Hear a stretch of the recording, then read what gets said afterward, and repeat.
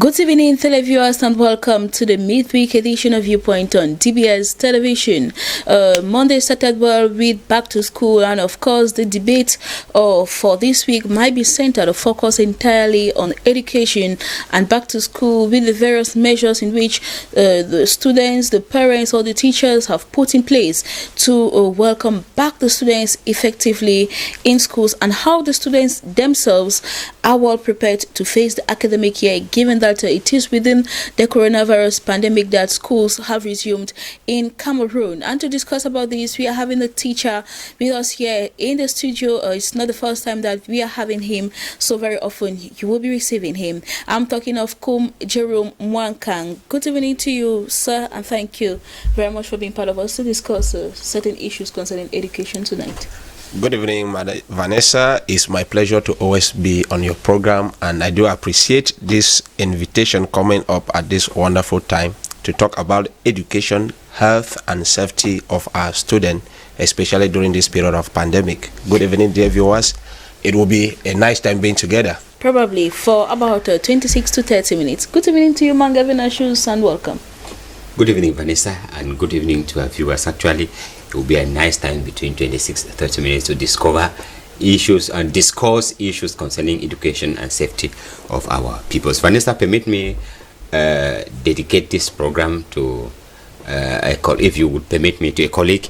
He is called Mr. Kejang Henry. He is a faithful viewer. He's watching us presently somewhere here in Douala, which I would prefer to. Yes, it's good we limit it to the level of colleague. Actually, somewhere here in Douala, yes. Thank you very much. Hopefully, he's getting us back at home. Viewpoint is a debate program that is divided into two parts. For the meantime, let us have the first part that has to do with the questions.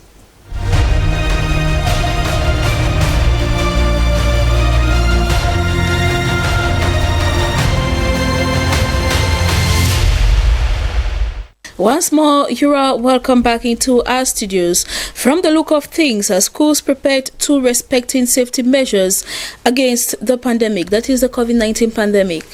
Jerome, are schools really prepared to respect the safety measures? To a greater extent, no. To a greater extent, no. Manga Venashus? On theory, yes. In practice, no. So no, they are not. So no. And is there anything students should do to guarantee their safety? Sir? Yes, Vanessa. There is something. Manga Venashus, do you think students? Vanessa, if I had an opportunity, I would sit on the fence to say yes and no. No to a greater extent, and yes to a lesser extent. All right. Let us take a second part of the show. Coming up is the debate.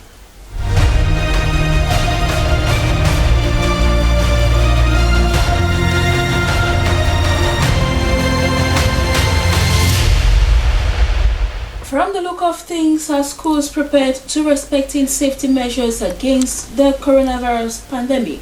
Kumjeruma, you think that to a greater extent, no, the schools are not prepared. What makes you think so, given that they had almost 7 months to prepare for school resumption coming this October 5th? And even after the government announced that automatically schools will resume this week. Yes, Vanessa, schools in Cameroon in general, on the average, are not really prepared to guarantee the safety and health of the students and pupils during this period. We know Cameroon is a country where much or a lion's share of the work is always done in theory. When it comes to the practical part of it, we are completely left out. In other words, we preach the virtues and practice the vices. Now, after some time since this pandemic started, some schools, which is dominating the private schools, they are out for business, and very few of them are investing into providing this sanitary material, like the hand sanitizers, the face masks, having enough space in order to accommodate this student to respect the social distancing which is being demanded of by health experts, the World Health and the Ministry of Health in Cameroon. If you look at most of the schools in Cameroon, primary and secondary, these schools are just like kitchens. What do I mean? They have a very large enrollment in smaller classes. You will see a classroom of 4 meters square having about 50 students or pupils. It is impossible to prevent the spread of COVID-19. That is why I am pretty sure that they are not ready. Secondly, most of these schools, as they closed down March of this year, had not collected sufficient school fees, and the infrastructure is limited. Yes, notwithstanding, they continued recruiting students. They don't have sufficient infrastructure, owing to the fact that some of these schools are even clandestine, and they don't benefit from what? Government subvention and subsidies. So they are still practicing what they used to practice before the pandemic, because some of them, they believe that the pandemic is already over, which is a fat lie. It exists and it is real, and they are not ready. Why? Because the people who are supposed to be inspecting, checking this, we are like what we used to call in economy, mixed economic system, where we have the intervention of government forces and private sector, but the government forces act as a police to check the proper functioning of the private sector, because the private sector is just like a capitalist who is out to squeeze out the milk from the cow without caring to fattening it. But if you, there are some schools who have not received an agent from the inspectorates, from the Ministry of Public Health, to see that schools are starting. Let's see for ourselves whether this school is ready or not, and call them to order. These people, as I always say, they will sit in their offices in Bonajo, in Accra, in Yaoundé. They give orders, and then they don't even care to follow it up, exposing the future leaders to risks, because our students are future leaders. If you go to some of these schools, they are very close to each other. Even the common water, I mean the flowing water, to be washing their hands is not to be found. And we're talking about a school year that is free from a pandemic. I think the government bench of Cameroon need to sit up in order to follow up the schools, in order to follow up all the activities, not only the schools, because I think if there is some follow up, there will be some kind of caution, and people will think to do the right thing. All right. Kumjirum, I think that from your argument, you are focusing only on the lay private schools, leaving out the government. So are you telling us that even these government schools have all the measures, or they are prepared to actually help respect the COVID-19 barrier measures? Thank you very much, Vanessa. I focus on the private school because there are a majority. Government schools are outnumbered, especially in a city like Douala. But the government schools, their case is even worse. The case is worse. There is no flowing tap in many schools. I don't want to mention the names of the schools here. They just survive at the mercy of nature. Why? Because I visited some before the actual reopening, because the administrators in most of the government schools in Douala, they reopened, I think, Wednesday. Yes, Wednesday, and I had to observe things for myself, and from the look of things, nothing has been ameliorated. If you still have 60 kids in a classroom whose size has not been increased, we are not doing anything better. Conditions still remain the same. So we still need to do more in order to get. There is nothing that is more important to a man's life than the health, especially the very young ones who are aspiring to be greater leaders and make Cameroon for the Cameroon that we want it to be. All right. Thank you very much for your contribution, for your viewpoint. Mangavenachus, categorically, you think that these schools are not prepared to respecting the safety measures? Yes, Vanessa, we are talking about safety measures of a pandemic that is, I'm speaking as the information they gave us, that is beyond control as of now, because there is no official vaccine that can limit the propagation, the spreading of this pandemic. Now, when we are talking about safety measures, and it is at the discretion of the Cameroon government to decide the number that can permit the spreading of this pandemic, I tend to ask a question whether we are preaching a different doctrine and practicing a different doctrine. Because when we say schools should respect the number 50, where we should have at least 50 pupils in a classroom or students, I tend to ask myself, is coronavirus being, does it spread when we are more than 50, when we are 51, from 51 upward? Because we are trying to contain the spread of a pandemic, and we have a number. We decide on a number that we can decide whether it will spread or not. We are asking whether schools are able, whether finally they are able to practice, to put it into practice, the barrier measures. And I say, just from that policy of 50 number, or 50 pupils, or 50 students in a class, just from that number, we just simply say that they are not capable. Because in some countries, I still take an example of India, for example. In India, it was a question of from 2 persons upward, it was prohibited. Because the pandemic spreads so fast. You don't know where I'm coming from. You don't know the neighborhood. But the number 50 Mange Venashus is to limit the crowd, to be able to permit the students have some, at least respect to 1 meter 15, social distance. How many, what will be the dimension of a class where we are going to have 1 meter dimension for 50, 1 meter distance for 50 students? I think the classroom should be like a football field, where we are going to have 1 meter in front of you, 1 meter to your left, 1 meter to your side, and 1 meter behind. Then we should be having classrooms that have this, that should be having the size of a football field. If at all, that will, even in a football field is practically 120 meters. 120 meters means each student has a diameter of 4 meters, a dimension that is 4 meters to himself, because that's 50, 1 meter ahead, 1 meter to the right. Imagine a football field, have 50 students will sit 1 meter apart. How would it look like? So practically, just from that number, it is impossible. We cannot. Now we take that number and the double shift as a 2-shift system.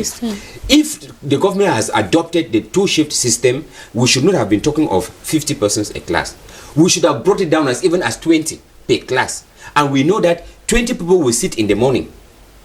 Then in the afternoon, 20 people will sit. And where would the other students go to, given that there are not enough classes to accommodate all the students? It is because of it is for that reason that we are deciding to sacrifice the lives of Cameroonians in trying to preach this coronavirus pandemic. If you say 20, then it means that 40 students should be limited in a classroom, which is impossible. 40 is even much. To me, they should have brought it down to 24 like they had it for examination classes. Because we are practicing the 2-shift system, so that we could, even if we have 10 students in a class, at least we can talk of social distancing. Vanessa, remember when schools resumed in June, they were talking about limiting certain issues like students will not have breaks. I don't know whether that is being practiced even up till now. No. Students will not have break. You don't leave your bench once you come to class. You don't share your pen, pencil, or ruler, because you want to be self-autonomous. There is nothing like exchange or social contact, nothing, because we wanted to limit the number. To me, we would have maintained this number 24 even, because 24, even some classes, like Mr. Kum was talking about the private sector, some classes may not even be able to contain the 24 if we have to talk of 1 meter distances. Some classrooms will not be able to take 24 students or people. So I think that schools are not prepared to respect these safety measures, because 50 people per class will not cope. Even the 2-shift system, it is left to schools to decide whether they would use it or not. Whereas in a normal circumstances, it would have been imposed. It would have been imposed.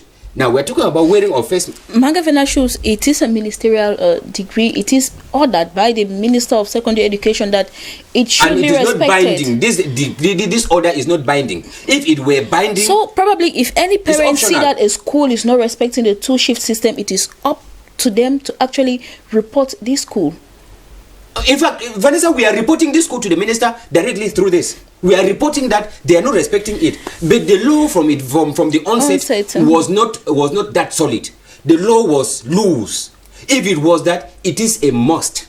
Then we are talking of reporting. Why are we reporting something that is optional? If you report the proprietor and the proprietor tells you, I have the right to, because I don't have 50 people in my class. Now, the 30 people that you have in your class, can they respect the social distances of 1 meter that the World Health Organization prescribed as safety measures? They cannot, because the size of your class cannot accommodate. When you look at the size of government schools, the size of the classroom in government schools, that is where we have at least larger classroom sizes.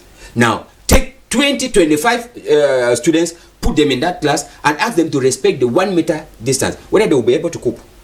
That is why we are saying that from the look of things, schools are not able to. They cannot respect it. They are not prepared to. Because if they were prepared to, we would have observed a mass readjustment of classroom sizes. But we did not realize any. Nothing is happening to show that we are in a coronavirus period. We are just like we were. That is very true. But I went to one of these schools, to my greatest dismay, in a school where we have Group A and Group B, only 2 government teachers. Okay. I mean, in Douala. How would 2 government teachers, matriculate teachers, controlled a population of more than 800 pupils in this school? The rest are PTA. So it is really deplorable. I don't know whether the government at times, because I've just mentioned of what the inspectors, the delegate, whether they really go down to the field, investigate, and then apply what is supposed to be done, or they work is just to sign papers and then close everything. We are not ready. If we are to be ready, schools should, there are so many things. They should build more classroom, recruit teachers. There are grade 1 teachers out there who have been trained for the past 10 years. They should recruit them, construct schools in Forawa, Akwaya, Nikiminika, and the rest. All right. Thank you very much. Mangavina, should share conclusion. Yes, I was talking about, we will talk about schools. Schools in Cameroon, they are not falling from space. They are just part of the larger society that we have. If in our society we are not able to wear face mask, we should not protect. That's why I said in practice, on paper, where they are able to, but in practice, we are not. If schools, if our society, in the society, we are not able to wear face mask, because when you go out now in the streets, how many people are putting on face mask? When you see somebody with a face mask, it's like the person looks abnormal. Now, if that is the case, what will happen in schools? Vanessa, I remember in the morning, Monday morning, I insisted that my children should have their face mask on. When my daughter came back in school in the afternoon, in the evening, he told me that, Papa, people never had a face mask. We don't even need it because they did not even ask it in our school. That's my daughter telling me. Even just from that, if a child who is not used to wearing a face mask out at home, do you think that you will come to school and you insist that is the teacher even wearing it? Is the teacher who's standing in front of the child, is he wearing it? All right. So I think that when it comes to preaching it, we can respect it, but in practice, they are not respecting it. All right. Thank you very much, gentlemen, for your contribution. Question 2, is there anything students should do to guarantee their safety? Come, Jerome, you think that, yes, students can do so many things to actually guarantee their safety in school. All right, regardless that schools are not fully prepared, given that parents have their role to play. So what are the role of these students to guarantee their safety? Yes, I will take it in 2 shifts according to the cognitive theory of Jean Piaget, an educationist, a psychologist for that matter. I think primary school, especially the junior primary, they solely depend on the instruction and guidance of the teachers and their parents. And to this regard, they have limited responsibility to take care of themselves. But talking about the secondary, who fall under the concrete operational stage, they know what to do. They can differentiate concretely the difference between good and bad. They have been observing the measures to be put in place: wearing of face masks, washing of hands, social distancing. In social distances, they may not have anything to do because the classrooms are provided to them and they just have to sit there. But with washing of hands, hand sanitizing, and other hygiene measures, this bigger student, that is the college students, they can actually do something. They can respect these measures, they can practice it and be free from the pandemic. But yet the risks are the little children. When the teacher say go that way, they go. Come this way, they go. And the ratio to teachers, that is the teacher to pupils ratio in Cameroon, is not balanced. You have one teacher during this pandemic controlling more than 50 to 60 pupils. It is impossible. And guaranteeing their safety and health, which is a priority, is practically impossible. Because, as you know, children, they are just pure and they respond to nature. They embrace themselves as they are coming, like in a place like my own school. As they are coming in the morning, you are the one to tell them that no.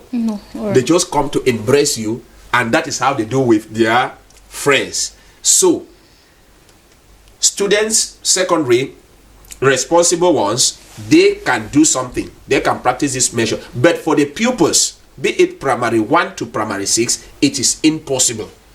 Because of what? The ratio, the gap between the teachers and the student is very wide. Normally, if we had respected 24 per class, it would be possible that a teacher can effectively control 24 students, 24 pupils in a class, and guarantee and know what each of them is doing at what time. But yet, this is not applicable in a majority of the schools. Because the school I visited, 2 government teachers in a renowned government school in Douala, which means by now they have not even gotten the part-time teacher or the PTA teacher, because the deplorable, I was saying it here, they are proposing somebody 30,000 francs in Douala to teach as a PTA teacher. It is really sad and bad. It is sad and bad. Yeah, so we discussed about that in yesterday's program. Good.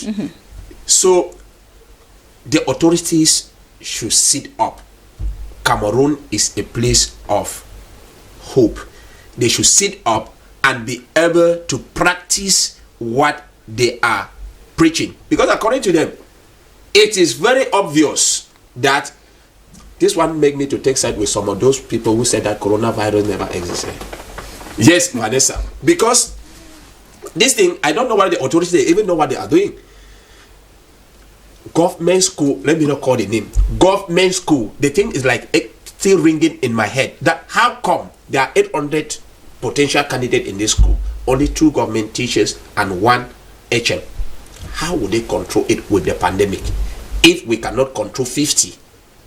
So it's deplorable. Yeah, it's deplorable. All right. So the student will be able to cope because they have been watching the television, they have been following up measures to combat the COVID-19. Even the face masks, they don't put it on them as compared to the children. Because your child, if you don't put it on a child, the child will just... No, children are more obedient rather than the adults. Thank you very much, Kum Jerome. Please you stay with us while we get the point of view of Manga Vinashius. Manga, you think that to a greater extent, no, the students have a role to play in guaranteeing their safety, but to the lesser extent, they do not have it. Yes, Vanessa, they do not have it when I mean that they are living from a society that does not even respect the barrier measures. So they have nothing to give.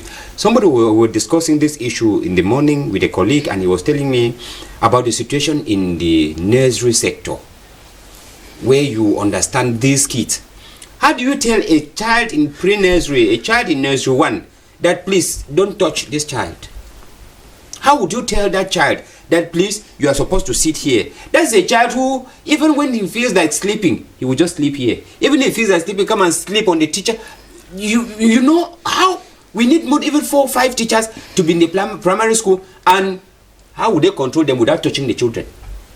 How would they do that? If the teachers protect themselves, they get to school, they protect themselves, then they are able to touch the children. How much of the protection do they have in these schools? I'm talking of teachers who do not even wear masks. Mr. Kum is citing issues here in schools that do not even have buckets to wash their hands.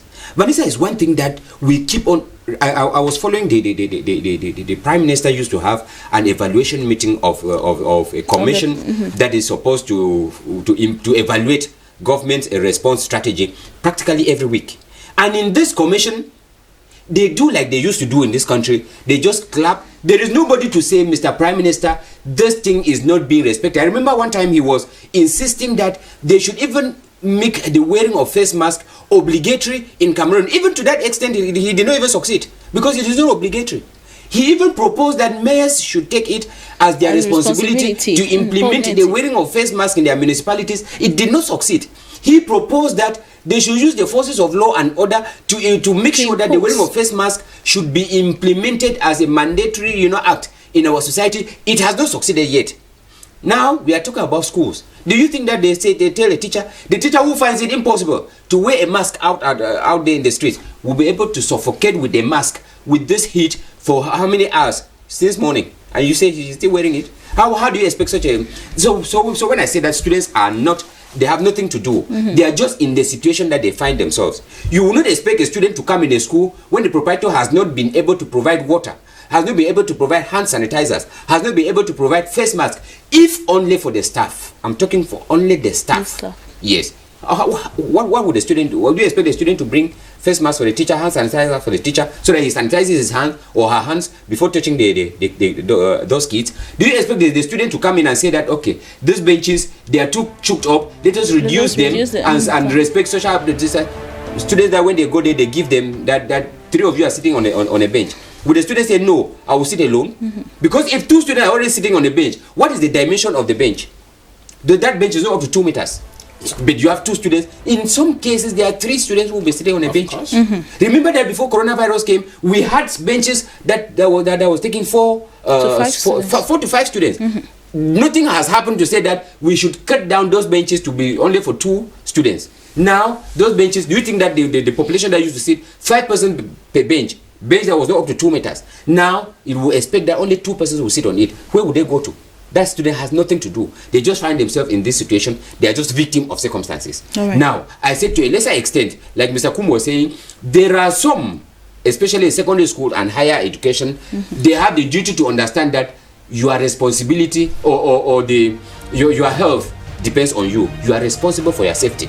Now, in that case, they can be able to avoid, I don't want to come closer to you. They can be able to avoid, I'll make sure that I wash my hands. They can be able to suffer with the face mask. I say suffer because they are in an enclosure. They don't know where each student or pupil is coming from.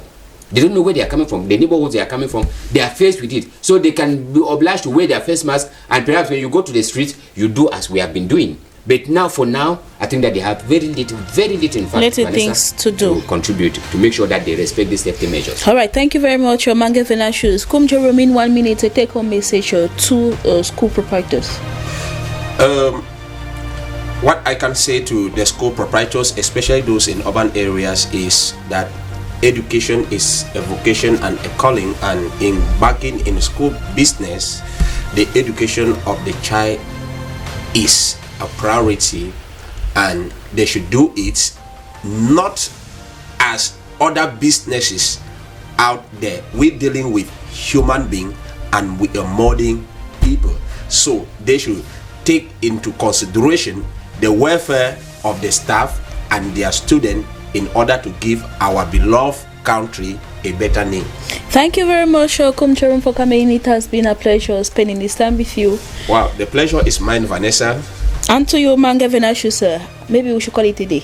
We should call it a day for today, and tomorrow we'll be around. Obviously, ladies and gentlemen, from here we are drawing the curtains into the show. School proprietors, teachers, students, all the peoples, as well as parents, not forgetting the government, we all have a role to play in protecting ourselves and our community. See you tomorrow, God willing.